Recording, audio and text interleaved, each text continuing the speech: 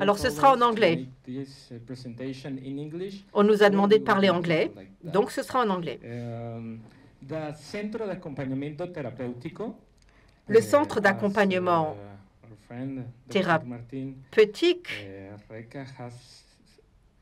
qui a été présenté par le docteur Martin Reca, c'est un centre hospitalier au Mexique qui est né de la coopération avec cet hôpital, le GHU, et avec Alberto Velasco. Je sais qu'il est quelque part, il est là. Donc en 2017, hôpital fondé en 2017, cette manière de travailler, c'est quelque chose qui est nouveau pour les Mexicains. Donc, on s'est concentré sur la réhabilitation des patients psychiatriques, donc moi-même, Galilea, Antonio, Gali, Tony, Antti. Nous allons vous parler de la manière dont on utilise l'argile comme un outil de réhabilitation psychosociale. Et nous allons vous parler à la fois du travail de coordination, mais également vous présenter le point de vue de l'usager. L'activité dans notre CAT a pour but d'activer les processus sociaux qui n'ont pas été mis en œuvre par le patient du fait de l'absence de stimuli sociaux. Donc souvent, les patients ont accès à des traitements qui soulagent les symptômes médicamenteux ou autres. Ça fonctionne, mais ça ne soulage pas, ça ne guérit pas. Donc le recours aux activités artistiques peut parfois être la manière d'aller de l'avant. Ce sont des activités qui vont encourager des processus qui ont été interrompus ou inhibés par toutes les questions de difficultés de santé mentale. C'est cela qui nous intéresse au centre d'accompagnement thérapeutique. Ce qui est important, ce n'est pas tellement les activités. Ce qui est important, ce n'est pas non plus l'apprentissage de techniques artistiques. Ça, c'est ce qui se passe dans les écoles d'art. Pour nous, l'objectif est très clairement, n'est pas très clairement de faire une œuvre belle, mais c'est d'aider le patient à aller mieux. Et en ce sens, il est possible d'identifier comment on peut mettre en place les conditions pour que le patient se retrouve acteur de son soin, quelque chose qu'il ne fait pas habituellement du fait de son environnement médical, social, psychologique, familial. Donc, nous mettons à disposition des patients un certain nombre de ressources et l'une de ces ressources, c'est l'atelier artistique, le travail avec l'argile. Grâce à ce travail avec l'argile, le patient a le temps de connecter ses mains, son travail avec le monde, de se relier au monde. Le travail avec l'argile encourage cette relation entre le monde intérieur, la psyché du patient et le monde extérieur. Les activités artistiques sont importantes.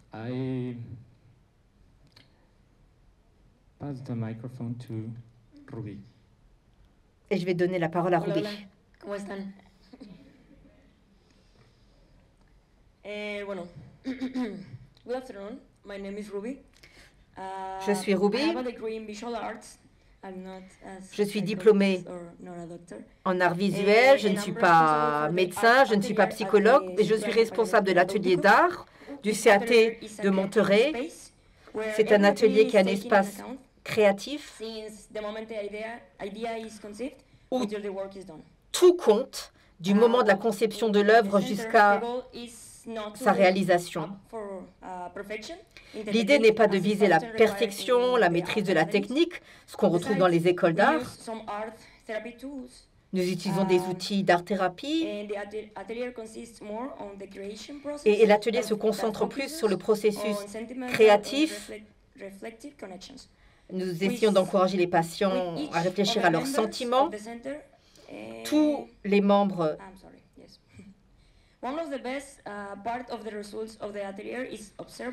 Alors, ce qu'on fait dans cet atelier, c'est qu'on observe le changement chez les différents participants. On voit leur évolution, on voit leur gain en autonomie, et on voit comment petit à petit, les patients ont de moins en moins peur d'essayer de nouvelles techniques, de toucher de nouveaux matériaux. Dans ce projet de travail avec l'argile, après quelques sessions, les patients ont arrêté de me demander « Et qu'est-ce qu'on fait maintenant? Qu'est-ce qu'on fait maintenant ?» Ils ne me demandaient pas non plus, ne me demandaient plus non plus s'ils faisaient bien ou pas bien, ils avaient peur d'échouer. Après quelques sessions, ils se sont mis à me parler de leurs rêves, de leurs intentions, de leurs plans, de leurs projets. Et notre objectif principal, c'est qu'ils se sentent bien dans le groupe, qu'ils soient contents de leur travail et qu'ils soient contents de venir aux séances. Parce que c'est ensuite un objectif qu'ils peuvent transposer dans leur vie quotidienne. J'ai donné la parole maintenant à Gali, qui est l'artiste qui travaille avec nous. Quand le docteur Antonio m'a parlé de ce projet pour la première fois, j'étais assez dubitative. Je pense que ma technique n'est pas suffisamment poussée. J'avais certaines inquiétudes. D'abord, que je n'aurais pas la compétence de mener cet atelier, que je n'aurais pas le temps, que je n'aurais pas accès à un four, etc., etc. Évidemment, toutes ces peurs, c'était des peurs que je me crée à moi-même. J'en ai parlé plusieurs fois avec Antonio et j'ai vraiment vu qu'il était intéressé, qu'il avait envie et j'ai fini par comprendre ce qu'il attendait. Et j'ai commencé à faire des recherches sur le sujet. J'ai voulu apprendre tout ce qu'il y avait à apprendre sur le travail avec l'argile. Quand on travaille avec l'argile, quand on la passe au four, il y a à la fin du processus un séchage et une désintégration parce que du fait de la nature même de l'argile, ce qui est important, ce n'est pas l'objet fini, c'est l'expérience. C'est la connexion au processus, c'est la connexion à la matière, le travail des mains, le pétrissage. Il y a quelques mois, j'ai fait partie d'un projet qui s'appelait Icarian,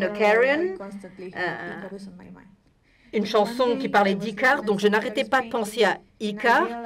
Et quand un jour j'ai vu des dessins d'Icare, je me suis rendu compte que dans tous les dessins, ses ailes étaient parfaites. Et je me suis quand même interrogée parce que ses ailes sont censées avoir fondu, ses ailes sont censées avoir brûlé. Je n'ai pas pu trouver d'image de représentation des ailes brûlées d'Icare. Donc ça, c'est mon interprétation des ailes d'Icare. J'ai vu là une opportunité pour accepter mon imperfection. J'ai été très nerveuse, j'étais très nerveuse au départ, donc j'avais peur de n'avoir rien à vous montrer et donc par conséquent, j'ai pris plusieurs photos de mon travail sur ce projet. Alors j'ai utilisé comme référence des photos d'oiseaux brûlés. Donc je pensais sans arrêt à des ailes brûlées, comment arriver à ce visuel d'ailes brûlées, comment arriver à cette texture. J'ai recommencé 3 fois, 2 fois parce que mon œuvre s'est désagrégée et la 3e fois parce que je travaille avec de l'argile brune. Mais l'une de mes collègues du centre thérapeutique travaille avec de l'argile rouge, donc il a partagé son argile rouge avec moi. J'ai partagé les 2 couleurs, donc les plumes sont en argile rouge, l'argile rouge d'Eric. Donc voilà le processus, les photos et le résultat final. Je suis là devant vous, mais en fait, ce travail est le travail d'une équipe. Ce n'est pas un travail individuel. Je ne serais pas là sans mes collègues du centre d'accompagnement thérapeutique qui m'ont encouragé, qui m'ont accompagné, et je n'aurais pas eu le courage de m'engager dans ce projet sans eux.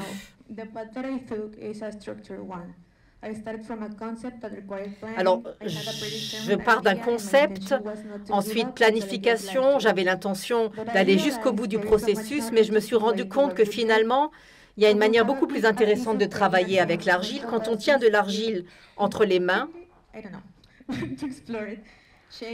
on a envie de la toucher, on a envie de la manipuler. On a envie d'interagir de manière instinctive avec l'argile. L'argile est une matière formidable.